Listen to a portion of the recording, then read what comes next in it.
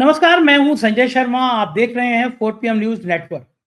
अभय दुबे जी छुट्टी मनाने गए हैं, लेकिन तब भी मैंने उनको डिस्टर्ब किया क्योंकि मुझे उनसे पूछना था कि कांग्रेस और समाजवादी पार्टी के बीच कुछ तकरार सी बढ़ती जा रही है। इंडिया गठबंधन में भी कुछ मामला ठीक नहीं चल रहा है। ममता बनर्जी के नाम का इंडिया गठबंधन का नेतृत्व वो करें, इसकी चर्चा हुई। ममता बनर्जी के नाम का शरद पवार, अखिलेश यादव ने समर्थन किया, अब लालू यादव ने भी कह दिया। कांग्रेस ने कहा कि नहीं, राहुल गांधी सबसे अच्छे हैं। इसमें कोई दो राय नहीं कि अगर मोदी को सबसे बड़ा डेंट किसी ने पहुंचाया है तो वो राहुल गांधी हैं। राहुल गांधी की भारत जोड़ो यात्रा, न्याय जोड़ो यात्रा नहीं निकलती तो शायद मोदी इस तरह पूर्ण बहुमत से दूर ना हो पाते। लेकिन बड़ा सवाल यह है कि न्याय यात्रा निकली, राहुल गांधी ने बड़ा डेंट पहुंचाया, लेकिन इंडिया गठबंधन उतना सुचारू क्यों नहीं चल पा रहा? साथियों के बीच मतभेद क्यों हो रहे हैं, ये मैंने अभय द्विवेदी जी से जानना चाहा। और ये तो किसी के लिए भी शुभ संकेत नहीं है। लोग कन्फ्यूज हैं कि अपने सहयोगी जो हैं वो एक-दूसरे के खिलाफ चुनाव लड़े। जैसे हरियाणा में आम आदमी पार्टी कांग्रेस के खिलाफ चली गई, दिल्ली में फिर अब दोनों के बीच तकरार बढ़ेगी। क्या मसले हैं, कैसे मसले हो सकते हैं? मैंने अभय दुबे जी से पूछा कि पहली बार इतिहास में, शायद पहली बार किसी राष्ट्रपति या सभापति, राज्यसभा के सभापति के खिलाफ अविश्वास प्रस्ताव आया है। जगदीप धनखड़ ने अपनी छवि इतनी खराब क्यों कर ली? तमाम ऐसी बातें हैं जिनसे हम बातचीत करेंगे। बहुत शानदार बातचीत है। पूरी बातचीत सुनिएगा। चैनल को सब्सक्राइब और ज्वाइन करना ना भूलें। चलते हैं अभय दुबे जी के पास। 4 पीएम न्यूज़ नेटवर्क में स्वागत है अभय दुबे जी आपका। हम लोग आमतौर पे रोज भारतीय जनता पार्टी की बात करते हैं, लेकिन आज कुछ बातें इंडिया गठबंधन की भी कर ली जाएँ। इंडिया गठबंधन को लेकर इस समय तरह-तरह के अंदरूनी राजनीति को लेकर सवाल उठ रहे हैं। पहला सवाल तो ये है कि हरियाणा में जब आप साथी हैं तो नफ़ा-नुकसान नहीं देखना चाहिए। इंडिया गठबंधन में आम आदमी पार्टी को कहना है कि नफ़ा-नुकसान नहीं देखना चाहिए, उन्हें हरियाणा में कुछ सीटें मिलनी चाहिए थी, ऐसा उनका आरोप है। समाजवादी पार्टी भी आहत है कि हरियाणा में उनको कोई सीट नहीं दी गई, जम्मू-कश्मीर में उनका सहभागिता नहीं की गई और महाराष्ट्र में तो कुछ सीटें दी गई समाजवादी पार्टी को, लेकिन दिल्ली में फिर आम आदमी पार्टी और कांग्रेस एक-दूसरे के सामने है। तो लोग कन्फ्यूज़ भी होंगे कि आम आदमी पार्टी, संजय सिंह मुझे मिले थे बम्बई में, वो महाराष्ट्र में इंडिया गठबंधन के प्रत्याशियों का प्रचार कर रहे थे। वहाँ जाके वो कह रहे थे कि इंडिया गठबंधन बहुत अच्छा है, कांग्रेस बहुत अच्छी है, बाकी लोग बहुत अच्छे हैं। लेकिन वही लोग दिल्ली में आके कहेंगे राहुल गांधी खराब है, कांग्रेस खराब है। तो एक कन्फ्यूज़न तो ये पैदा होता है। दूसरा कन्फ्यूज़न ये पैदा हो गया कि शुरुआत हुई कि ममता बनर्जी को इंडिया गठबंधन की कमान सौंप दी जाए। शरद पवार उनके समर्थन में आ गए, अखिलेश यादव उनके समर्थन में आ गए और अब लालू यादव ने भी कह दिया कि ममता बनर्जी बहुत बढ़िया नेता हैं, उनका स्ट्राइक रेट भाजपा को रोकने का कांग्रेस के मुकाबले कहीं ज़्यादा है। और अब तो समाजवादी पार्टी के रामगोपाल यादव ने गिना दिया कि भाई जो कांग्रेस शासित राज्य हैं, तेलंगाना है, कर्नाटक है, वहाँ पे बीजेपी को रोकने का स्ट्राइक रेट कम था, लेकिन ममता बनर्जी का स्ट्राइक रेट काफ़ी ज़्यादा था। इस तरह की बातें हो रही हैं। तो क्या इंडिया गठबंधन कहीं चूक रहा है? संगठन के तौर पर बैठक नहीं होती है, बैठकों के कोई संयोजक नहीं होता है। नीतीश कुमार के नाम का एक बार ऐलान हुआ, वो भाग खड़े हुए। कहीं कुछ गलती पे है क्या इंडिया गठबंधन, और क्या वास्तव में गैर कांग्रेसी व्यक्ति कोई चला सकता है इंडिया गठबंधन का नेतृत्व? देखिए, जो समस्याएं गैर भाजपा विपक्ष इस समय झेल रहा है, उसकी जड़ उस गलती में है। जब लोकसभा चुनाव से पहले इंडिया गठबंधन बना था तो उसका कोई औपचारिक ढांचा नहीं बनाया गया। इस बात को कई बार कहा गया, हमारे और आपके जैसे लोगों ने इस तरफ इशारा किया। इशारा क्या किया, खुल के बात कही कि भाई इंडिया गठबंधन का औपचारिक ढांचा बनाइए, उसकी एक बॉडी होनी चाहिए, उनका एक संगठन होना चाहिए, उनका एक संयोजक होना चाहिए, उसका एक न्यूनतम साझा कार्यक्रम होना चाहिए। अगर ये सब उसी वक्त बन जाता जब, और उसके बाद में जब लोकसभा चुनाव का नतीजा आ गया, नतीजे के बाद तो विपक्ष के बहुत अच्छे दिन थे, वो शुरुआती दौर था। मतलब जो है, आपको याद होगा जब पहला अधिवेशन हुआ था लोकसभा का, तो हर वक्ता खड़े होके अपने आप को इस तरह पेश कर रहा था जैसे कोई इंडिया गठबंधन के सदस्य के रूप में बोल रहा हो। चाहे महुआ मोइत्रा बोली हो, चाहे राहुल गांधी बोले हो, सब लोग इस तरीके से बोल रहे थे कि वो केवल अपनी पार्टी की नुमाइंदगी नहीं कर रहे हैं, वो समग्र विपक्ष की नुमाइंदगी कर रहे हैं, जिसका नाम इंडिया गठबंधन है। और वो ऑर्गेनिक तरीके से बन रहा है। महुआ मोइत्रा ने तो अपने लेक्चर में कहा भी था ये, मतलब वो टीएमसी जो आज सवालिया निशान लगा रही है, उसी के प्रतिनिधि के तौर पर महुआ मोइत्रा ने ये सब बातें कही थी। तो वो बहुत अच्छे दिन थे इंडिया गठबंधन के। उसी वक्त जो कुछ भी कमी लोकसभा चुनाव के पहले रह गई थी, उस कमी को दूर कर लेना चाहिए था और सब कुछ बना लेना चाहिए था, लेकिन ऐसा नहीं किया गया। और पूरे मामले को लटकाए रखा गया। न केवल लटकाए रखा गया बल्कि इन जरूरतों को जानबूझकर मुझे लगता है इससे नजरअंदाज किया गया है, इनकी सबकी आवश्यकता नहीं। अच्छा, अब आप सोचिए, अभी ममता बनर्जी ने कहा कि वो इंडिया गठबंधन का नेतृत्व करने के लिए तैयार है। इस बात पे कांग्रेस की तरफ से जवाब ये आया कि अरे राहुल गांधी ही देश का नेतृत्व करेंगे। अरे भाई, राहुल गांधी देश का नेतृत्व करेंगे ये एक अलग बात है। बिल्कुल, राहुल गांधी इंडिया गठबंधन के अकेले राष्ट्रीय नेता हैं, ये एक अलग बात है। कांग्रेस कई प्रांतों की पार्टी है, उसके पास तकरीबन 100 लोकसभा सीटें हैं, ये एक अलग बात है। लेकिन इंडिया गठबंधन को एक संयोजक चाहिए, एक बड़ा प्रभावशाली नेता चाहिए जो उसमें अपना समय लगाए है, उसको चलाए, इंडिया गठबंधन को चलाए। तो कांग्रेस को तो कूद के कहना चाहिए था कि ममता जी आपका स्वागत है, आप इंडिया गठबंधन की संयोजक बनिए, चलिए एक मीटिंग करते हैं, उसमें आपको सर्वसम्मत से संयोजक बनाते हैं। कांग्रेस को अपनी तरफ से वो प्रक्रिया शुरू कर देनी चाहिए थी खरगे साहब को कि वो सब लोगों से पूछताछ करते, भाई ममता जी का ये प्रस्ताव है, क्या आप तैयार हैं इस पर, और फटाफट फटाफट ममता बनर्जी को उसका संयोजक घोषित कर देना चाहिए था। सब लोग जानते हैं कि इंडिया गठबंधन की सरकार देश में तभी बनेगी जबकि कांग्रेस 150 या उससे ज्यादा सीटें जीते, वरना तो बन ही नहीं सकती। ममता बनर्जी सारी सीटें जीत लें बंगाल की, तब भी तो वो प्रधानमंत्री बनने लायक सीटें उनको नहीं प्राप्त होंगी, उनके सीटें जीतने से नहीं होगा। ममता बनर्जी की भूमिका हमेशा केंद्रीय सत्ता में पूरक भूमिका रहेगी, कॉम्प्लीमेंट्री रोल रहेगा उनका हमेशा सत्ता में। वो कभी मुख्य तौर पर उन्हीं की सीटों की दम पे हिंदुस्तान में गैर भाजपा सत्ता नहीं स्थापित हो सकती। उसके लिए कांग्रेस का जीतना बहुत जरूरी होगा। और अभी प्रधानमंत्री कौन बनेगा कौन नहीं बनेगा, सरकार का नेतृत्व कौन करेगा, ये दूर की कौड़ी है, अभी बहुत दूर है वो मामला। अभी राहुल गांधी को चाहिए था कि वो उनको तुरंत इस मौके को ताड़ना चाहिए था और ममता बनर्जी को संयोजक पद पर बैठा देना चाहिए था। इससे कांग्रेस के सिर से एक बोझ भी हट जाता, ममता बनर्जी की जिम्मेदारी हो जाती इंडिया गठबंधन चलाना। हर नीति इंडिया गठबंधन की मीटिंग करके तय करनी चाहिए थी। जैसे अदानी के खिलाफ मान लीजिए लोकसभा में हंगामा करना है या लोकसभा के कामकाज को रोकना है, सरकार को चुनौती देनी है, तो वो इंडिया गठबंधन की मीटिंग में तय होता।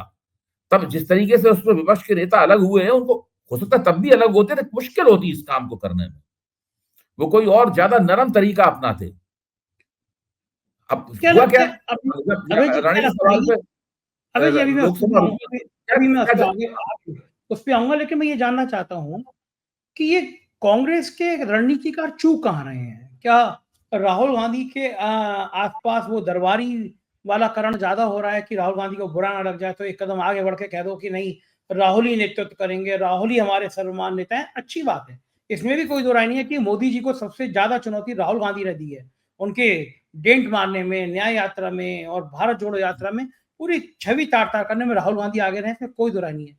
लेकिन जो आपने बात की वो लॉजिक वाली बात है कि इंडिया गठबंधन का नेतृत्व अगर दे रही है ममता बनर्जी, तो ये कांग्रेस में रणनीति बनाने की गलती है क्या? कई बार हरियाणा के जब रिजल्ट टिकट बांटेगा तो सवाल खड़ा हुआ, महाराष्ट्र में लोगों का कहना था कि सबके सब वायनाड में ज्यादा लगे रहे, महाराष्ट्र को कम समय दिया, राहुल और प्रियंका की रैलियां महाराष्ट्र में ज्यादा होनी चाहिए थी। कांग्रेस के अंदर अगर ये थोड़ा बहुत गैप की जो बातें होती है, क्या वास्तव में ये गैप है और इसको खत्म कैसे किया? देखिए, मैं तो राज्यसभा चुनाव के हरियाणा चुनाव के बाद से ही लगातार कह रहा हूं कि कांग्रेस में एक रणनीतिक टोटा है, एक स्ट्रेटेजिक डेफिसिट है कांग्रेस के अंदर। मैंने 4 PM के मंच पर भी आपको याद होगा मैंने पहले ये बात कही थी। कांग्रेसी लोग जो है रणनीति नहीं बनाते, और रणनीति बनाते भी हैं तो उसको सुव्यवस्थित तरीके से आखिर तक उसको लागू नहीं करते, उसका कार्यान्वयन नहीं करते। इसके हमारे पास कई उदाहरण पड़े हुए हैं। अब तो कम से कम हम सब लोगों को ये बात कहनी शुरू कर देनी चाहिए। मसलन आपने हरियाणा में रणनीति बनाई और सारे अपनी सारी आशाएं और सारी अपेक्षाएं जो है वो एक ही व्यक्ति और एक ही समुदाय में आरोपित कर दी, जाट समुदाय में और भूपेंद्र सिंह हुड्डा में। मैं कह रहा हूं कुछ भी करते आप, उनके हाथ में नेतृत्व रहता, जाट आपके प्रमुख आधार स्तंभ होते, लेकिन आपको ओबीसी वोटरों को गोलबंदी में भूमिका नहीं निभानी चाहिए थी क्या? कुछ नहीं किया। तो कुछ कांग्रेस ने और कुछ किया ही नहीं, सोचा कि अब केवल जाटों के वोट जाटों के दम पर और भूपेंद्र सिंह हुड्डा के दम पर हम हरियाणा का चुनाव जीत जाएंगे। चुनाव में कांग्रेस आगे थी, धीरे धीरे पीछे होती चली गई। अब आप देखिए महाराष्ट्र में क्या हुआ। महाराष्ट्र में अक्टूबर में ही इनको पता लग गया था कि ये महायुति से कई मामलों में पीछे जा रहे हैं, मुसलमानों को छोड़कर किसी भी मतदाता समुदाय में ये आगे नहीं है। लेकिन इन्होंने ऐसी कोई रणनीति नहीं बनाई जिससे वो रिकवरी कर सकें, और वो पीछे होते ही चले गए। नवंबर तक आते आते काफी पीछे चले गए। महाराष्ट्र में भी इनके पास बेहतर स्थिति थी, उस बेहतर स्थिति में भी ये चूक गए। अब जैसे कि लोकसभा में उन्होंने अदानी को लेकर एक दबाव दिया सरकार के ऊपर, लेकिन उसको भी नहीं टिका पाए। ये क्यों नहीं टिका पाए? क्योंकि आपके सहयोगी दलों के बिना थोड़ा टिका सकते हैं। तो सहयोगी दल ही हट गए उससे। सहयोगी दलों को लगा कि भाई हमारे और भी मुद्दे हैं, और भी बातें हैं, वो कुछ हो ही नहीं रही हैं लोकसभा में।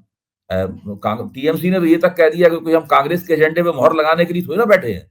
तो मतलब ये है कि अदानी के नाम पर संसद को रोकना इन लोगों की निगाह में कांग्रेस का एजेंडा था, वो इन सबका एजेंडा नहीं था, क्योंकि इनसे पूछ के विचार विमर्श करके सलाह मशवरा करके उस एजेंडे को तय नहीं किया गया था। इस तरह की कोई प्रथा ही नहीं है कि ऐसा किया जाए। कोई ऐसा ग्रुप नहीं है जहां बैठ जाए भाई 4 नेताओं को बैठा के बैठो। लोग ये भी कहते हैं कि राहुल गांधी नियमित रूप से इन तमाम नेताओं से बातचीत नहीं करते हैं, इनके साथ इनकी सोहबत नहीं करते हैं, वो अपने अलग रहते हैं और अपना उनके मन में जिस तरह से राजनीति करने का होता है वो करते रहते हैं। उसमें कभी कभी फायदा होता है, कभी कभी उसमें फायदा नहीं भी होता है। इस तरीके से नहीं चलेगा काम। कांग्रेस को सुव्यवस्थित तरीके से काम करना चाहिए, दूरगामी, अल्पकालीन और दूरगामी दोनों नजरियों से रणनीति बनानी चाहिए, और उस तरीके से करना चाहिए। वरना क्या होगा कि फिर हम लोगों को इंतजार करना पड़ेगा अगले लोकसभा चुनाव तक का। अगले लोकसभा चुनाव से ठीक पहले फिर से इंडिया गठबंधन में कल्ले फूटेंगे, और फूटेंगे कि नहीं फूटेंगे कोई कुछ नहीं कह सकता तब। और इस बीच में विपक्ष पूरी तरीके से बटा हुआ रहेगा। भाजपा को जो चुनौती मिल रही थी वो चुनौती मिलना लगभग बंद ही हो चुकी है, खत्म ही हो गया है। वो पूरा आवेग, जो पूरा मोमेंटम था ना, वो खत्म हो गया है, पूरा मोमेंटम। ये बात तो ठीक है कि अगर इंडिया गठबंधन की बैठक में तय होता कि अडानी के मुद्दे पर संसद नहीं चलने देनी है, हंगामा करना है, तो ज्यादा बेहतर तरीके से प्रभावशाली भूमिका अदा करते। अब एक तरफ जब वो संसद के बाहर प्रदर्शन कर रहे होते हैं तो समाजवादी पार्टी, टीएमसी, शरद पवार ये सब किनारा कर लेते हैं, मतलब अडानी के मुद्दे पे साथ नहीं आते। ये विपक्ष के बाकी नेता अडानी के मुद्दे पे कांग्रेस के साथ क्यों नहीं दे रहे हैं? कारण क्या है? भाई देखिए, ये लोग क्षेत्रीय शक्तियां हैं, और क्षेत्रों में, उनके प्रदेशों में अदानी के बड़े बड़े निवेश हैं या हो सकते हैं निवेश। अदानी इस देश के अदानी सबसे बड़ा कारपोरेट घराना है। वो मान लीजिए किसी मुख्यमंत्री के पास जाता और कहता है हम आपके 1,000 करोड़ का निवेश करेंगे, तो क्यों मना कर देगा? कांग्रेस के ही मुख्यमंत्री क्यों मना कर देंगे? और तेलंगाना के मुख्यमंत्री ने अदानी का जो एक अनुदान था 100 करोड़ रुपए के आसपास का, वो वापस किया। वो एक प्रतीकात्मक कार्रवाई थी। ऐसा नहीं है कि अदानी का निवेश वो नहीं चाहते हैं, या वो तो कह भी चुके हैं कि अदानी के मामले पर वो राहुल गांधी की और कांग्रेस के रेवंत रेड्डी कह चुके हैं उनकी बात से सहमत नहीं है। अच्छा, दूसरे, अभी तक कांग्रेस प्रदेशों में अदानी का जो निवेश है और मुख्यमंत्रियों की जो उनके प्रति हमदर्दी है, मुख्यमंत्री और उनके बीच में अच्छे संबंध हैं, उससे अदानी और मोदी का जो संबंध है उसको अलग अलग नहीं कर पाए। भाई रणनीति तो ये करनी चाहिए कि मुख्यमंत्रियों के साथ अदानी के जो संबंध है वो संबंध खराब नहीं है।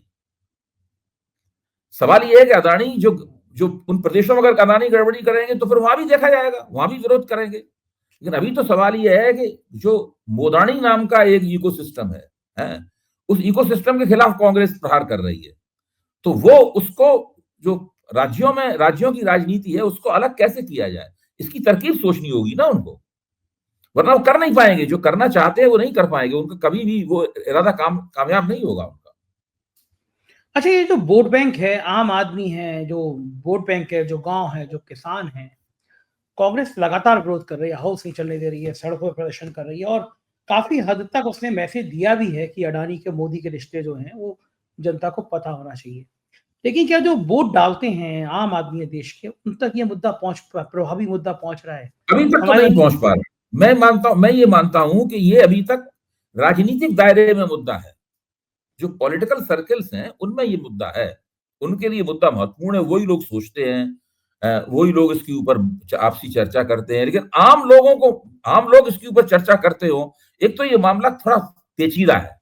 ये आसानी से हर व्यक्ति की समझ में नहीं आता कि भाई उन्होंने कहाँ से बॉन्ड उठाए, कहाँ क्या किया, कहाँ ये किया, कहाँ वो किया, वो अमेरिका में जस्टिस डिपार्टमेंट क्या, हम लोग कितना भी समझाएं, यानी कितना तो मैं इसके ऊपर बोल चुका हूँ, लिख चुका हूँ, है, लेकिन उससे और हमारे जैसे कई हमारे मित्र लोग लगातार इसके ऊपर बोल लिख रहे हैं, बड़े बड़े लोगों ने कई कई लंबे लंबे कार्यक्रम किए हैं इसके ऊपर, और मैं मानता हूं कि हम लोग सही बात कह रहे हैं, लेकिन इसके बावजूद वो सही बात जो है वो जनता के बीच में उस तरह से नहीं जा रही है जिस तरह कभी गोफर्स कांड चला गया था, या जिस तरीके से भ्रष्टाचार विरोधी आंदोलन में जो कोल घोटाले उटाले वाला जो तमाम सारा प्रपंच, तमाम सारी बातें थी, ये सारी बातें जनता के बीच में चली गई थी, तो उस तरीके से अभी अदानी वाला मसला नहीं गया। दूसरे एक और हमें बात समझनी चाहिए, अब इस वक्त राजनीति का माहौल बदल चुका है, अगर किसी नेता के किसी पूंजीपति से संबंध है तो इसको जनता आम लोग बुरा नहीं मानते हैं इस बात का, ये अपने आप में कोई नेगेटिव चीज नहीं है। मतलब एक जमाना था कि भाई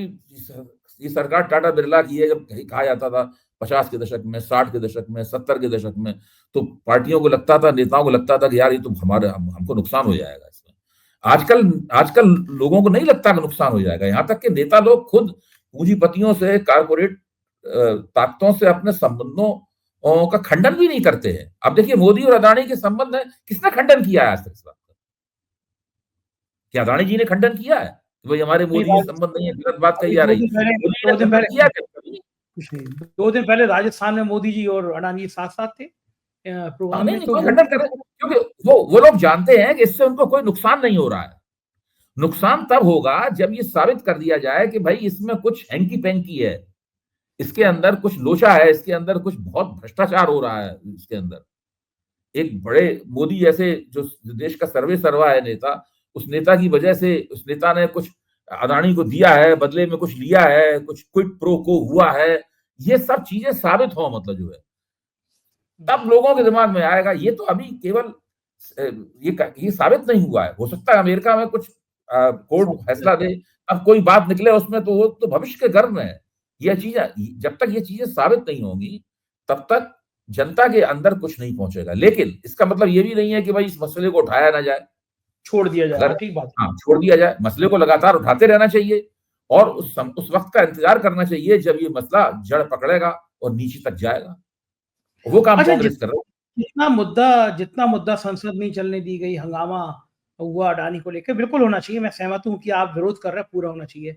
लेकिन समाजवादी पार्टी के रामगोपाल यादव कह रहे हैं कि संबल के मुद्दे पर संबल जाने से एक कोशिश की जगह पार्लियामेंट को 5 लोग मरे हैं, मुस्लिम 5 लोगों की गोली से हत्या हुई है, तो इस मुद्दे पे संसद नहीं चलने देनी चाहिए थी। मुसलमानों के लिए एक मैसेज जाना चाहिए था कि भाई उनकी आवाज तो संसद में उठ रही है। तो ऐसे मौके पे क्या कांग्रेस रणनीति तौर पे कोई चूकी, हालांकि कोशिश की संबल में राहुल और प्रियंका ने जाने की, लेकिन एक पूरा दिन संसद को इस मुद्दे पे बाधित किया जाता, प्रेशर बनाया जाता। मैं बाधित शब्द गलत कह रहा हूं, मैं तो सहमत नहीं हूं कि संसद बाधित की जाए, लेकिन संसद में प्रेशर बनाया जाता कि संबल पे चर्चा हो, किस तरह के वो मस्जिद के लिए सर्वे के आदेश दिए गए, किस तरह गोलियां चलाई गई, पुलिस की जो नाकामी थी, नाकारापन था, आज तक डीएमएसपी सस्पेंड नहीं हुआ, हटा तक नहीं वहां पे। इस मुद्दे पे ज्यादा बड़ा विरोध नहीं होना चाहिए था। मैं ये इसमें सवाल ये पूछता हूं कि भाई उत्तर प्रदेश की तो जो नेतृत्वकारी पार्टी है वो कांग्रेस नहीं है, वो समाजवादी पार्टी है। कांग्रेस तो उसके मुकाबले पूरा भूमिका कांग्रेस की है, उसमें हाँ, कॉम्प्लीमेंट्री रोल है कांग्रेस का। कांग्रेस उत्तर प्रदेश में बहुत ही छोटी पार्टी है समाजवादी पार्टी के मुकाबले, तो यहाँ पे तो समाजवादी पार्टी को तमाम विपक्षी पार्टियों के पास जाना चाहिए था कि इस मुद्दे पे संसद रोक दें। भाई इसमें अगाऊ भूमिका समाजवादी पार्टी को निभानी चाहिए थी। मतलब कांग्रेस, हाँ, मतलब उनको कांग्रेस को आप उलाहना दे रहे हैं, आप 37 MP आपके हैं, आप ममता जी से बात कर लेते हैं, और जब ये दोनों मिल जाते हैं आपस में, हैं, तो फिर कांग्रेस कहती थी, क्या कांग्रेस ये कहती कि नहीं हम इसमें नहीं भाग लेते, कांग्रेस खुल के भाग लेती। तो यहाँ पे देखिए हर जगह किसको अगाऊ भूमिका अख्तियार करनी है, किसको पीछे रहना है, यही तो रणनीति होती है। हाँ, और रणनीति क्या होती है? तो ये मैसेज माना जाए कि 2027 के चुनाव से पहले उत्तर प्रदेश में भी सपा और कांग्रेस के बीच में लाइन खींच सकती है। वो तो दोनों पार्टियों के लिए दुर्भाग्यपूर्ण होगा, दोनों को नुकसान होगा उससे। मुझे लगता नहीं अखिलेश इसको होने नहीं देंगे इस तरीके से। अखिलेश यादव, मैं समझता हूं उन्होंने काफी इस बीच में राजनीतिक अकलमंदी का परिचय दिया है, और उन्होंने एक बार ये भी कहा कि कांग्रेस के साथ हमारा संबंध अत्यंत महत्वपूर्ण है, उन्हीं का वक्तव्य है अखिलेश का, यहां तक मुझे याद आ रहा है। तो अखिलेश तो उसको नहीं होने देंगे ऐसा। देखिए, दलों के बीच में थोड़ी बहुत ये सब दलों के बीच में थोड़ा बहुत ये सब होता रहता है, लेकिन इसको उस हद तक पहुंच जाए कि संबंधी टूट जाए, ऐसा दोनों में से कोई नहीं होने देगा। दोनों ही जानते हैं कि उत्तर प्रदेश में दोनों मिल जाएंगे तो भाजपा से अच्छा मुकाबला कर पाएंगे। हाँ, लेकिन ये जो है एक बाढ़ सी शुरू हो गई है। मतलब आप जो कह रहे हैं बात तो सही है कि दोनों का नुकसान दोनों का होगा, लेकिन उत्तर प्रदेश में अभी वहाँ कुछ हुआ नहीं है, लेकिन एक बाढ़ शुरू हो गई है। समाजवादी पार्टी के फायर ब्रांड वो हैं, प्रवक्ता हैं आईपी सिंह जी।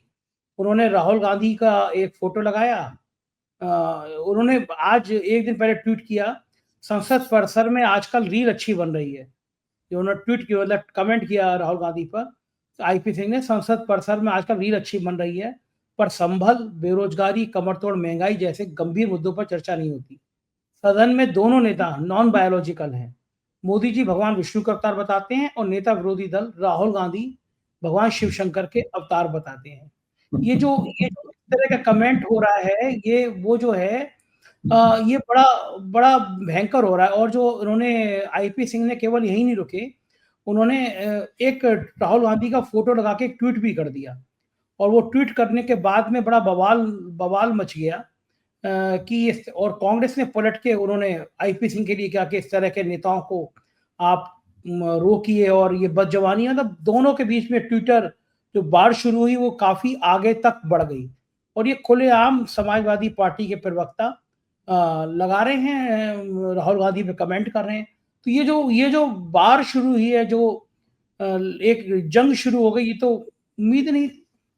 भाई देखिए, ये इसीलिए हो रहा है कि पार्टियों के बीच में कोई समन्वय नहीं है, कोई समीकरण नहीं है। कोई ऐसे लोग हर जैसे जैसे कि मान लीजिए मैं यूनिवर्सिटी में एक रिसर्च प्रोजेक्ट चला रहा हूँ, एक मुझे कहीं से अनुदान प्राप्त होता है, वो अनुदान यूनिवर्सिटी के खाते में जाता है, मैं एक रिसर्च प्रोजेक्ट चला रहा हूँ। तो यूनिवर्सिटी की तरफ से एक नोडल ऑफिसर होता है, जो जो अनुदान देने वाली संस्था है उसमें एक नोडल ऑफिसर होता है। कोई भी दिक्कत होती है वो दोनों नोडल ऑफिसर आपस में बात कर लेते हैं, कोई मतभेद होता है, मामला सुलझ जाता है। तो अगर कांग्रेस और समाजवादी पार्टी के बीच में उत्तर प्रदेश के स्तर पर जो गठजोड़ है, उसमें दोनों पार्टियों की तरफ से कोई महासचिव स्तर का, उपाध्यक्ष स्तर का कोई अच्छा नेता, समझदार लचीला नेता इंचार्ज होना चाहिए था, जो इस तरह की समस्याएं आपस में बात करे। वो तुरंत उनको कहता आईपी सिंह से कि आप फलाना अपना अपना ट्वीट जो है उसको डिलीट कीजिए। एक मिनट, एक इधर इधर उनके आईपी सिंह के जवाब में मैं वही ट्वीट ढूंढ रहा था। अंशु अवस्थी कांग्रेस के प्रवक्ता, उन्होंने आईपी सिंह को टैग करते हुए लिखा है, आईपी सिंह जैसे बदजुबान संगी जिनका बचपन संज्ञा ने छीन लिया, अब कल्याण सिंह और राजवीर सिंह की तरह समाजवादी पार्टी का काम लगा रहे हैं। जहर फैलाने वाले संगी कभी देश के लिए मर मिटने वाले गांधी जी को बर्दाश्त नहीं करते। समाजवादी पार्टी और यादव अखिलेश जी होशियार रही है ऐसे संगियों से। अब सोचिए कि ये सब इसीलिए हो रहा है कि ये लोग पूरी राजनीति को उस गंभीरता से नहीं ले रहे जिस गंभीरता से भारतीय जनता पार्टी लेती है। देखिए, भाजपा के साथ जो सहयोगी दल है उनके बीच में ये विवाद कभी क्यों नहीं होता, इस तरह की अपनी स्थिति क्यों नहीं होती? क्योंकि वो अपनी स्थिति को पैदा होने से पहले ही खत्म कर देते हैं। ऐसी दिक्कतें होती हैं, पर्सनल निजी नाराजगी है या कोई और नाराजगी है, किसी के अंदर कोई भड़ास भरी हुई है, वो मान लो निकालना चाहता है, उसी वक्त पहुंच जाने चाहिए थे कि भाई ये आप क्या करवा रहे हैं, इसको बंद कीजिए, हम अपनी पार्टी में नहीं होने देंगे, अपनी पार्टी के बंदे को हम रोकते हैं, आप अपनी तरफ के किसी को रोकिए। तो ये इसको रोकना कोई बहुत मुश्किल बात नहीं है, ये बहुत आसानी से हो सकता है काम ये।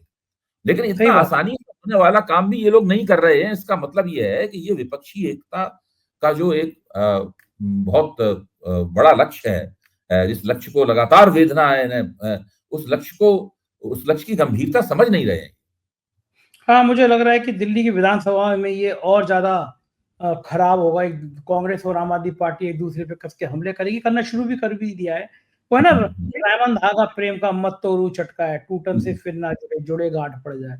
तो वही प्रेम का रास्ता बन रहा है। लेकिन एक प्रेम और राज्यसभा में दिखाई दे रहा है, पहली बार इतिहास में, जहां तक मेरी जानकारी, हो सकता है मैं गलत हूं, लेकिन मेरी जानकारी में पहली बार राज्यसभा के सभापति के खिलाफ पहली बार अविश्वास प्रस्ताव आ गया, पेश कर दिया गया। पास हो ना हो अलग विषय है, लेकिन पेश होना भी कम से कम राज्यसभा के सभापति के लिए बड़ा शर्मनाक है, और शर्मनाक तो धनखड़ का आचरण भी रहा है। इस तरह मोदी जी के आगे वो हाथ यूं करके जोड़ते हुए नजर आए, वो बहुत शर्मनाक था। मतलब वो पूरे दुनिया में वो फोटो वायरल हुए, और उसके बाद भी जो धनखड़ जी का आचरण रहा है वो बहुत खराब है। एक अच्छे भले संसद टीवी, राज्यसभा टीवी की उन्होंने ऐसी तैसी कर दी। ये अविश्वास प्रस्ताव जो आया है, इसके राजनीतिक महत्व कितने मानते हैं अभय जी, आप क्या लगता है? देखिए देखिए, ये अविश्वास प्रस्ताव, ये तो बहुत दिनों से इसकी भूमिका बन रही थी, पहले भी इसकी चर्चा हुई थी, अविश्वास प्रस्ताव लिख भी लिया गया था, बस उसको अब गतिशील कर दिया गया है, उसको पेश करने की स्थिति में उसको ले आए हैं। मेरा मानना यह है कि ये राज्यसभा में जो हो रहा है ये लोकसभा में भी होना चाहिए, बिना इसकी चिंता किए हुए, क्योंकि दोनों सदनों के जो पीठासीन अधिकारी हैं वो भारतीय जनता पार्टी के कार्यकर्ता की तरह आचरण कर रहे हैं। आपको याद होगा, मैंने 4 PM पे भास्कर का एक पूरा संपादकीय पढ़ के सुनाया था, तो हमारे बहुत लोगों ने देखा था उसको, लाखों लोगों ने उस बात को सुना था ध्यान से। भास्कर जैसे अखबार ने लिखा था कि ये जो पीठासीन अधिकारी हैं ये सत्तारूढ़ दल के कार्यकर्ता की तरह आचरण कर रहे हैं। वो उपराष्ट्रपति भी हैं देश के, आप सोचिए, उपराष्ट्रपति कितना बड़ा पद है, वो देश के उपराष्ट्रपति भी हैं, फिर भाजपा के राज्यसभा के सभापति हैं। उनको तो इस तरह का आचरण करने से पहले 100 बार सोचना चाहिए।